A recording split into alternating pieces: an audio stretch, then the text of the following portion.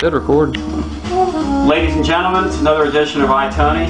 I'm Tony. And this is something we call the Pyramid of Blame, as developed on the award-winning Tony Basilio show with AA. Now what we've got here is a little Dave Brubeck on the stereo to take us through this. Kind of smooth, don't you think? Let me turn this down a little bit. We've had some complaints. There we go. You can still hear a hint of it in the background. Buzz, does that sound better? Sure does. Okay, thanks, Buzz. You're looking good there. No arms, no legs, and no belt. Very good, Buzz. This is our pyramid of blame.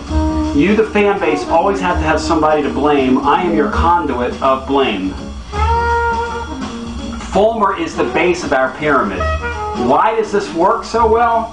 Well, first of all, as you see, the pyramid must be bigger.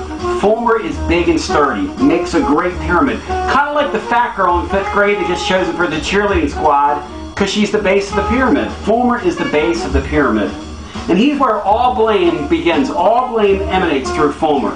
He's sort of like your 5th lumbar region in your lower back. Then it's your local media. I say 990, Jimmy Hyams. You can put me in there if you want.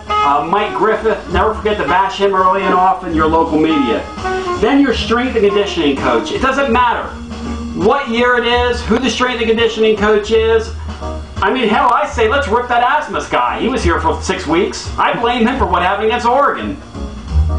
Then you got Larry Slade and Pat Washington. Those guys have been gone for 10 years, but let's rip them anyway, because you still hate them. Then we've got Randy Sanders. Again, he's an emitter of pain. We're going up that lumbar region. He's working up the middle of your back, that pain you just can't get rid of. Let's keep ripping Randy Sanders. Then the fans. Doesn't matter what year, what sport, rip the fans. The fan base always has a part in the blame. Then it's your defensive and your offensive coordinator, DOC. Doesn't matter who it is again, doesn't matter the year. John Chavis could be leading the league in the whole country in defense. And what do we do to John Chavis? We rip him and rake him over the coals and call him third and Chavis and excoriate him and boo him and scream things at him when he's coming out of the press box, because that's how we roll. Then we have Sodexo. You know, Sodexo shows up. Our teams suck now. Our team, especially in football. But that's okay. Because Sodexo, you suck worse. Sodexo's awful. You know, the best item from Sodexo I've ever seen is an order of nacho and chips that I saw in a urinal behind Section P. I was in there, pulled them out, was taking them, and I looked down and I saw one chip eaten. The cheese was still intact, and it was right there in the urinal. Sodexo. Then your head coach. It doesn't matter. Derek Dooley. Some of you are clowns, and you're going to blame Derek Dooley, and he's on the pyramid of blame. The very top of the pyramid, when there's nobody left, the very top of the pyramid, Hammy. Mike Hamilton. Now, I want to show you something here. You say, well, you got some upside-down writing here. What's that all about? See, pyramid of blame, pyramid of blame.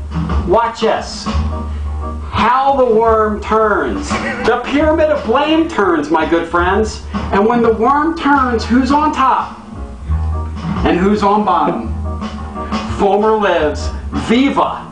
Viva! Viva! Viva la Fulmer! Viva la Mario! Viva la! Viva la! Well, that's it. Another edition of iTony. Hope you enjoyed it today. Our pyramid of blame. Viva la Fulmer. It's all pointing back to the base of the Tennessee fan base, pyramid of blame.